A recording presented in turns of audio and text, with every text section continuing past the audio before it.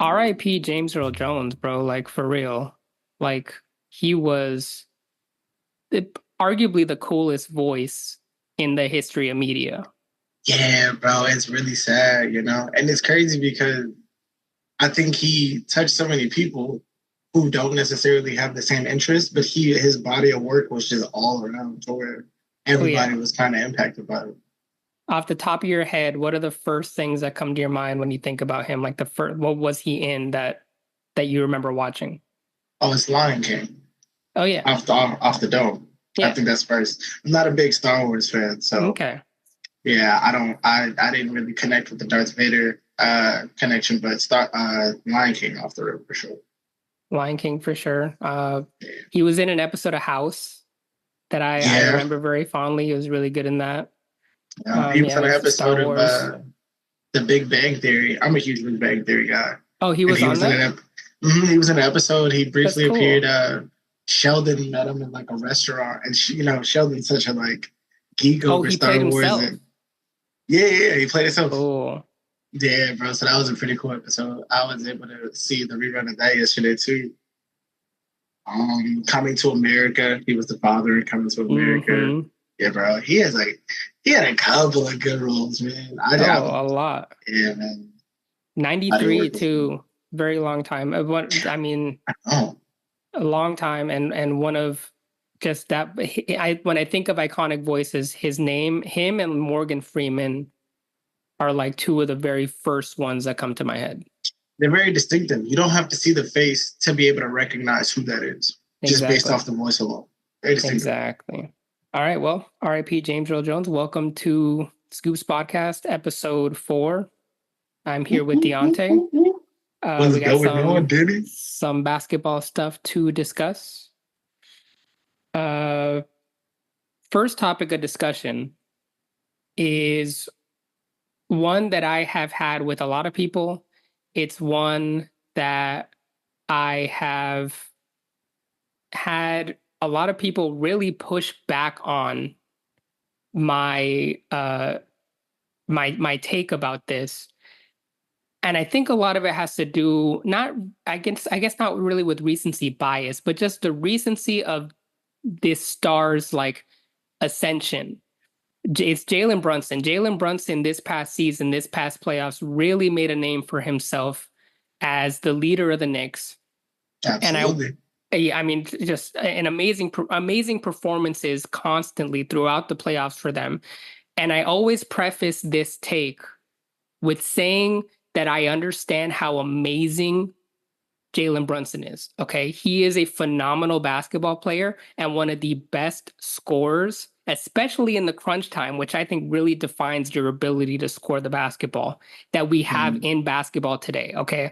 I don't want this take to make it seem like I'm saying Jalen Brunson sucks, because I feel like every time I bring it up, that's exactly how people take it. They take it as me saying this horrible thing about Jalen Brunson when it's just something that I've been thinking about that I kind of think is a factual statement, which is that Jalen Brunson cannot be the sole number one offensive or sole number one best player on a championship team. And I don't mean just championship level. I mean he actually wins a championship and is the best player hands down on his team. I think he could do it in like a 1A, 1B situation with him and like a Giannis or him and another type of big man or just another forward, another type of player with him like that. But like right now on the Knicks, it's very clear, head and shoulders. He is the best player on the Knicks. I don't think that roster currently constructed is going to win a championship. And hold on, I'll tell you why. The reason why is because of his height. I told you this. There when it comes to players under 6'3", Steph Curry is 6'3", so he doesn't make that requirement. Under 6'3", there has been one player in NBA history to be the best player on his team and win a championship. Who is it? Is it Tom? Isaiah Thomas of the Bad Boy Pistons. Absolutely. After one, in how many decades of basketball? One time it's happened. And it happened with one of the greatest defensive teams we have ever seen in the history of basketball. Okay. That's why it happened. It was because he was no slouch defensively either. Isaiah Thomas wasn't, but they surrounded his lack of height with amazing defenders. Mm-hmm. And because of that, and I think his height is the number one thing for this. Like, basketball is a big man sport. It just is. And I don't see it happening. I don't see it happening with this Knicks team. I think his best shot at a championship was staying in Dallas. Like, I'm looking at Dallas right now going to the NBA finals thinking Kyrie Irving is doing the exact job that Jalen Brunson could do. Like, is that not what Jalen Brunson basically was doing when he was in Dallas? Like, I think he's a great number one option, yes. But championship, is he going to win a championship as a number one option? I would never put my money on it. I don't know, man. I think Jalen Brunson, his height is a detriment to him. Obviously, basketball is a big man sport. But I mean, the Knicks, and it kind of upsets me a tad bit when you say they don't have a team constructed around him that can win it all. Because I think, what is it that they lack? Well, like, what is it exactly that they're missing in your head to think that they can't go win a championship? A second superstar of that level. I think they have so many dependable role players on that team, though, who step up in big moments. They don't need a secondary superstar. Like, I truly think at any given night, it can be DiVincenzo's night. It could be a Mikal Bridges night. It could be a OG Anunoby night. If Julius Randle, to me, is the biggest key factor in this because he watched his team play so well without him throughout the second half of the season and in the playoffs that if he just comes in and he plays a serviceable role and he understands that there will be times in the game where he can take over and do what Julius Randle does, if he can understand how to do that, I think they have a great shot. Because Julius Randle, I mean, let's not forget, he's 2-3 years removed off of being on an All-NBA team. He was most improved player. He was an All-Star. Like, your second A guy doesn't have to be a superstar if your second A guy is an All-Star, All-NBA caliber player, and your third, fourth, fifth, sixth best players are all really good role players that can step up offensively and defensively on both sides of the floor. I mean, and then you see they went out and they basically got the best wing defensive two-man core in the league around him because of his height deficiencies. Like, I don't know. I just think they're building it perfectly to where it's like if there's no injuries involved, they got a shot against anybody. Like, it's not a foreclosed thing.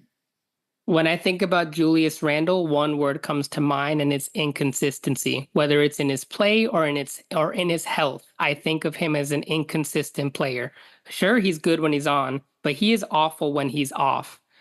I understand what you're saying does make sense. There are plenty of great, high caliber, some of the best role players in basketball, like Josh Hart. I love Josh Hart's game. But how many championships can you think of recent times where there was one superstar on a team and they won a championship? One superstar? One. The last one I can think of is Dirk in 2011. I was going to go one right before that. I was going to go Kobe 09 and 2010. Because I wouldn't consider Pau Gasol a superstar. Ooh, that sounds like a... At that time. Okay. At that time. You've upset a lot of Laker fans in saying that. That's all right. I'm a Clipper fan, bro. They don't like me anyway. I understand. And Dirk or Jalen Brunson is nowhere near the caliber of player that Dirk was at that time. Dirk, in that 2011 run, played like a man possessed. He was not missing shots. He was amazing. Brunson would need to be at that level, and everyone on that Knicks team would need to come together in order to be able to win a championship like that and stay healthy. And with the level of competition there is, how many great teams there really are competing for a championship right now? Like, the top 5 teams are scary basketball teams right now when it comes to possibility of winning a championship. I mean, that's fair, but if we're looking outside of, I'm just looking particularly in the East, and if we're looking outside of Boston, I don't think there's anybody else in the East who scares me from the Knicks. Yeah, Sure. sure, I mean, Philly I just got mean, Paul George, but I mean, Joel's never healthy around this time of the year, so yeah, no, we know. I'm fine with people saying they can come out of the East, but an Eastern Conference championship is not an NBA championship. I think the hardest team you have to go against though is in your conference. If I'm the Knicks, are you more scared of the Timberwolves or the Celtics if you're the Knicks? Oh no, I'm scared of the Celtics for sure. I think they are one of the top teams to be scared of. Not the Timberwolves, but a healthy Nuggets team is still a scary team. Sure, they lost KCP, but you're still talking about the best player in basketball in Jokic. You have Yeah, the Dallas Mavericks, with who I consider to be the second best player in basketball in Luka. Like there's a lot of different options and a lot of different looks that can be thrown at the Knicks if they made it to the NBA Finals that they have to be ready for. And that's if they get through the current NBA champions in Boston. Like it is a long road to get to the champions. Uh, the Indiana Pacers are no joke. Miami can be dangerous whenever Jimmy Butler feels like being dangerous. Like I whenever they're sure healthy. Yeah. I give you the Knicks. They are a great team. Like I don't want this take to make it seem like I don't think they're a good team. They're a No, very yeah, good team. I'm yeah. saying they're not good enough, and I get crapped on a lot for making that take, which if Jalen Brunson takes this Knicks team to a championship, I will eat my words for the rest of my life. Gladly, gladly. I will forever be the biggest Jalen Brunson fan of all time if he did that, because it would be one of the most impressive feats in the history of basketball. It really would. So Absolutely. it's not like I'm not rooting for that. I'm saying I don't think it's gonna happen. There's a difference. I'm not saying Jalen Brunson, you suck. You're never gonna win. I'm saying you can win. I just don't think you can do it as the best player. And I have been bashed all summer long for making that take.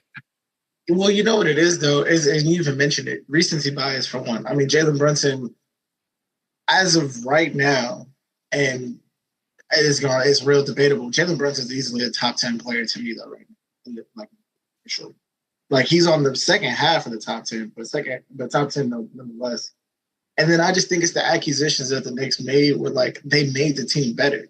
I think personally, if the Knicks aren't able to win a championship, I think it's going to be because the front court, the big man position, their center position, they lack enough depth. Because I don't think Mitchell Robinson's good enough to He's last you an starting, entire right? season. Yeah, I don't know who their backup center is. It's Jericho Sims, is it not? Yeah, see, that's the problem. You can't win Yeah. it. You can't be relying on Mitchell Robinson to be your number one center and think not having a decent backup center like Isaiah Hartenstein that you had last year, Mm. who played tremendous. Like It that's a had big to blow. it had to That's a have big blow. been like I cannot imagine letting that guy go. It had to have been such a difficult decision to not, because he was like the him and Brunson and Hart, the three of them together were like the heart and soul of that team. Anytime that they needed a run, it would be an amazing defensive or hustle play by Hart, or a crazy shot by Brunson, or a rebound and putback by Hartenstein. Like those three are the engines of that team, and they just lost one of their engines. Hey, let me tell you, I'm a fan of a team who let Isaiah Hartenstein walk for John Wall, so I understand what it feels like to Yeah. lose that. So yeah, The, it's big for them. the Thunder have added two incredible pieces in him and Alex Caruso. I definitely got to apologize too because I brought up the Timberwolves without bringing up the Thunder. I Yeah. do think the Thunder is if not the first, second best team in the West. They're obviously still young. Like they're three most important offensive pieces in Shea, J-Dub, and Chet are all still incredibly young. Like the oldest is Shea, I believe. I would have to I double think check at that, like 25, yeah. but they're young. But I I wouldn't underestimate how good that team is. I think what that team struggles with at times is dealing with teams with size. Like Anthony Davis usually cleans up pretty nice against the Thunder because against he's Chet. just Yeah, too big for them. And the Knicks don't, I mean, they have some defensive size, but they don't have a lot of like scoring size outside of Julius Randle. yeah. So that would be an interesting matchup. It would be an issue for them for sure. And I think that's why when you mentioned Denver, I was like, I don't really have anything to say to combat that because you have the best player in the world at the one position that you are not strong at. Like Hmm. I don't know exactly what you can do. You can't throw doubles because the man's gonna, what Jokic does. So Yeah. yeah, it's impossible. And the Nuggets have some pretty decent perimeter defenders in guys like Peyton Watson and Christian Brown. Like they're pretty decent in their role players in their starting lineup, even with losing KCP. Like that those four guys of Murray, MPJ, Aaron Gordon, and Jokic, there's still a lot to deal with on offense.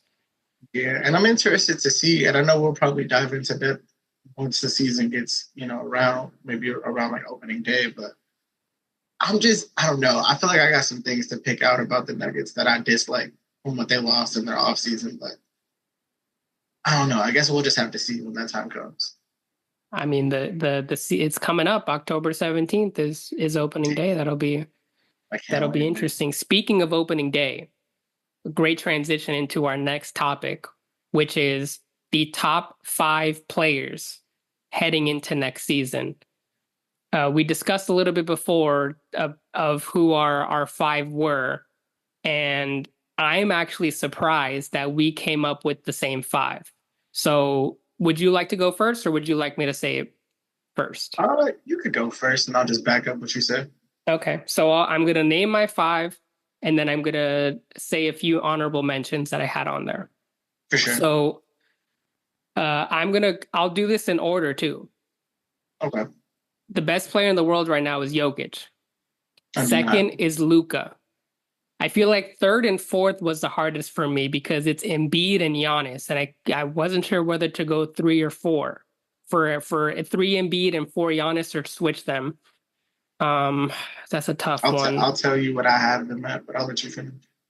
I'll oh man, health. Geez, I'll go Giannis third, and Embiid fourth, and fifth was the hardest one because there were so many people that I was thinking about for fifth, but I ended up going with Wardell, Stephen Curry.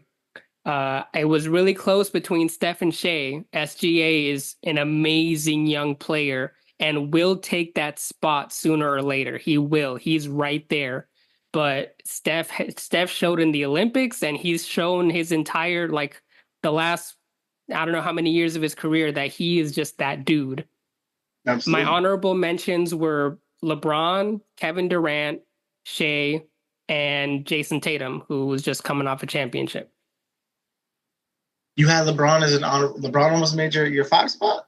LeBron is still averaging like 27 points. Like he's older. He's obviously lost a step. He's not the player that he was, but Still he's legendary, also though. still that dude. That's funny. Bron didn't cross my mind for five because at this point in Bron's career, I don't see him going over like eight anymore. Do So you he think didn't he's even the cross best my mind. player on the Lakers? No, I think it's Anthony Davis. Really? No, correction. I'm sorry. The most important player on the Lakers is Anthony Davis. The best player, night in and night out, is LeBron. I'll take that back. But the I most would have important player is switched Anthony Davis. those. Why? I was thinking the exact opposite. I was thinking LeBron, night in, night out, is the most important player, or is the most important player, and Anthony Davis is the best talent wise, and where they are in their careers. Obviously, with LeBron hitting 41 soon, Anthony Mhm. Davis is the best player. But importance, when the fourth quarter comes and it's a close game, the ball isn't in Anthony Davis's hands a lot of the times. A lot of the times it's in LeBron's. And that speaks more to me than anything. I just and see, and that's true. And I mean, it's like, how can I argue the ball not being in LeBron's hands because he's one of the best playmakers to ever play the game, one of the best scorers, to ever play the game. You're gonna put the ball in his hands, but it's like I think Anthony Davis has to have that factor, man. Like if he was like, bro, give me the ball, like I'm gonna go down there and I'm gonna score. There's not too many people who can stop AD from scoring in the paint. Let's be real.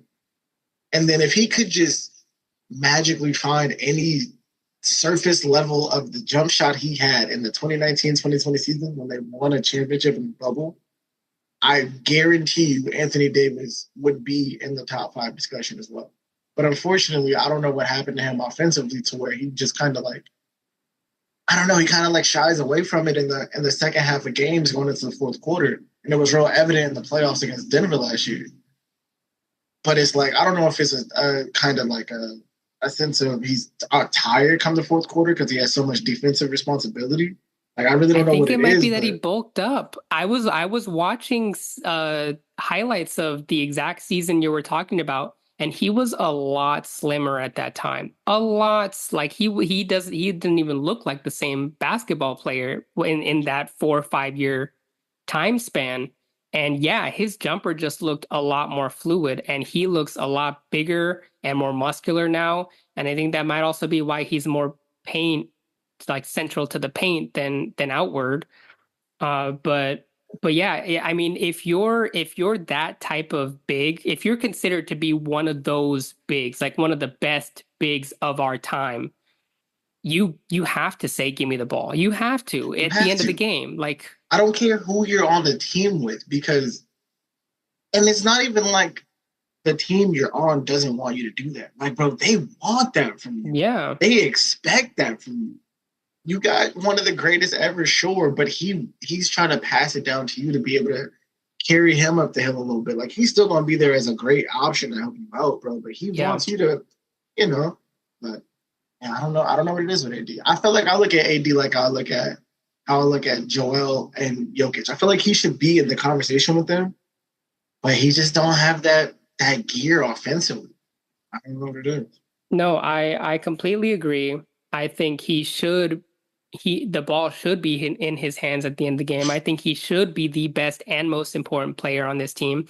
And I think he should see dominance and assertiveness and aggressiveness as this team is going to be mine when that guy retires. Absolutely. Like, obviously, use LeBron. You have him on your team. Use him. Work together with him to try and win another championship while you still have him. But start transitioning into this is my team because it's going to happen sooner rather than later. Yeah, I mean, the clock is ticking, and it's like there's not too many other people that you might get around you after this once LeBron is, once he's gone. And it's Mm-hmm. not going to be as easy, even though it road ain't been easy for the Lakers past 3 years, let's be real, but it's going to be a lot more challenging if you don't have 23 on your team. So you got to take advantage of it while you can. Exactly. I agree. As far as my top 5 list, though, I don't have a problem with your list whatsoever. My 1 through 4 is the same. I do have Joel Embiid at 3. So I do have Jokic undisputably number 1. Yep. I have Luka undisputably number 2. I have Joel at 3 though, just because I remember the dominance that Joel Embiid, the run he was on before the injury, like in this previous season, to where 2 months into the season, it was hands down Joel's MVP to lose. Yep. And so I I love Giannis. He's durable. He had one of his best, I think, statistical seasons, which is insane because Giannis is already a 2-time MVP, I think 2-time DPOI. Like it's insane, or 1-time DPOI. And for him to continue to get better, it's almost like we're overshadowing what he's doing. But Joel Embiid is just Shaq body, dirt jump shot, can pass not as good as Jokic, but like a tier and a half underneath. Like he's able to kind of see the offense generated around him and run the offense and make it flow to where he makes the people around him a little bit better. And it's hard for me to put Giannis over him. So I got Joel 3, Giannis 4. My 5, I'd have to agree. I really want to agree and say it's Curry. I really do. Shea just a dog, man. I got Steph at 6. Shea a dog. Okay. Shea's No, a I dog. understand. It was tough to not put Shea at 5 because he's amazing. And I really, and it's not to discredit Curry, bro, because Curry's what, 34 now, 35? Like I he's think he kind of might be up there. 36. Oh, is he 36? Oh yeah, because they did say if the next Olympics run around, he'd be like 39, He 40. is 36. Wow. Yeah, so it's not to discredit him at all. I mean, 36 years old, still one of the top 5 players or top 6 players in the league. It's crazy. But Shea doing it on both ends, bro. I can't even lie. Like I didn't even think Shea would be the type of defensive player he would be because I thought his frame was a little thinner. But he's using that length that he has.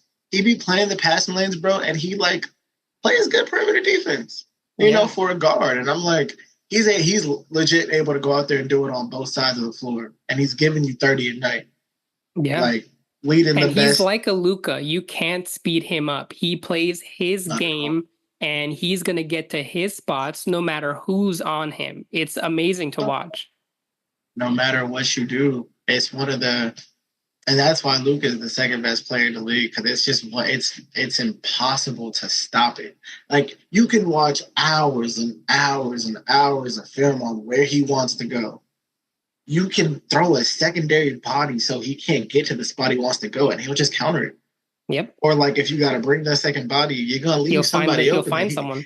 That's what I'm saying. Like it's amazing to just And watch him even play if you basketball. do lock him up for 23 seconds and he throws up a wild shot, everyone in the building believes it's going in. Yeah, Everyone. no matter where it's from, it could be on the opposite side of the court, bro. It doesn't matter. I'm more shocked when Jokic and Luca when they miss those shots than when they make them. Like when they throw up a wild shot, my first thought is that's going in. That's insane because I think no, actually, that's not insane. I've seen it too much to say it's insane. Exactly. I've Dude, seen it too much. Jokic, uh, the year, I mean, they've taken out the Lakers 2 years in a row, but that first year, Jokic was just like throwing crazy rainbow step back threes over Anthony Davis, and Anthony Davis was just shaking his head like, what more can I do? Brother, the only other thing he could do is foul him. There's Yeah, nothing else in that situation. Like you got to push bro over. Like there's nothing else you can do. Oh man. it's And crazy. it's so interesting with Jokic too because we speak on Joel, or at least I did speak on Joel about how offensively like dominating he is. Jokic, he does it from more of a playmaking aspect, like make those around him better. But if he wants to flip the switch and be like, hey yo, I'm about to just go score the basketball, he can give you 40 in a blink of an eye. And it's like a Mm-hmm. quiet 40. Yeah. Like it's all footwork, you feel me? Short jump hooks, spin this, or like quiet 40, bro. It's insane. Efficient too. A Jokic, a Jokic halftime triple double is it just feels like second nature at this point. Like it's not surprising to see Jokic have 20 points, 12 rebounds, and 10 assists by halftime, Not at all.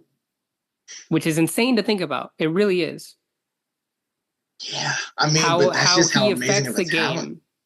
And Man. just his IQ is off the charts, man. From the things like wasting time at the end of a game by tying his shoe, like he is constantly locked. Guys like him and Luca, they are constantly locked into winning the basketball game, no matter what. They don't give a crap about their stats. They care about the one stat that's important to them, which is winning the basketball game at the end. It's the W, but you see, that's why they're 1-2 in the league, bro. Exact 100%. I don't think With anyone Luca, cares about winning as much as they do. with Luca soon to top Jokic, but that's an entirely different debate. The reason I said Steph over Shea was because until Steph loses his mobility, which as he gets older, I mean, the more mileage on your body, the less you're going to run. Until he loses that like ability to move off the ball, he's still one of the most dangerous offensive players that a team has to think about for the entire time that he's on the floor, even when the ball's not in his hands.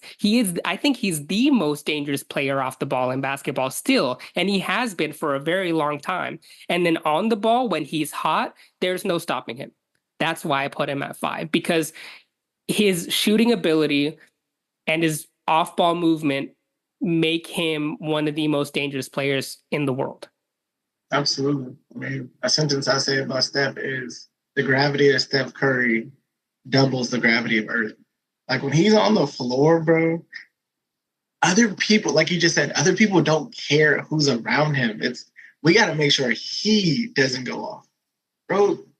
He's his offensive game, his ability to shoot from anywhere, his ability to not get tired and just continuously move off the ball it's incredible. I don't think we'll ever see it again, honestly. No, he's amazing. It's not very often that you see a player that is running around and the defense is spending as much time watching this guy run around as they're watching the ball. Because Absolutely. They know if for half a second they stop watching Steph, it's a 3. He doesn't need any time. No time. He doesn't need any space, any time. He catches the ball and is up with the guy in his face. If the guy for less than a second looks away or isn't fully prepared and locked in, Steph shooting over him and it's green. It's going in. Yeah, it's amazing. Though. That's the best shooter in the world. Best shooter of all time, and there's no one debates it anymore. There is no debate. That's not arguable. Everybody argues 2 through 5. There's no arguing 1. There's nobody seeing that man. When Reggie Miller and Ray Allen 2 and 3 don't argue it, you know it's true. I mean, what can you say? The greatest, amazing. I love Steph. I hated Steph for so long. For so long, I hated Steph. It was weird in the Olympics to root for Steph because I've always rooted against Steph as him being on the Warriors and being in the same division as the Lakers. But playing in the Pacific Division, yeah, you couldn't be a Steph fan. As he's getting older, my love for Steph grows. My respect has always been there, obviously. He's one of the best players in the world. But the more I watch him, the more I'm like, man, you can't help but love watching this guy play basketball. You can't. All right. Last thing we're going to do.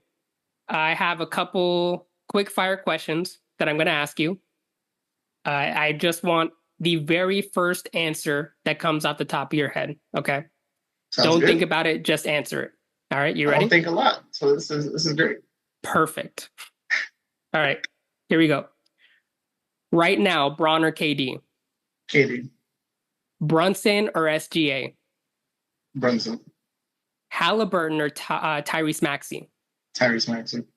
Who's going farther in the playoffs next season, the Sixers or the Heat? Sixers. Who has a better future in the NBA, the Orlando Magic or the San Antonio Spurs? Orlando Magic. Who are you taking in a fight, Draymond Green or Dennis Rodman?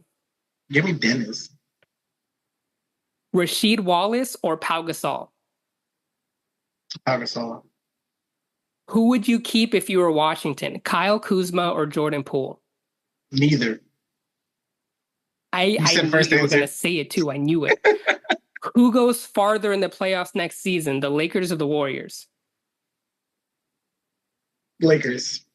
Who averages more points next season, Luka, Kyrie, and Klay Thompson combined, or Tatum, Brown, and Porzingis combined?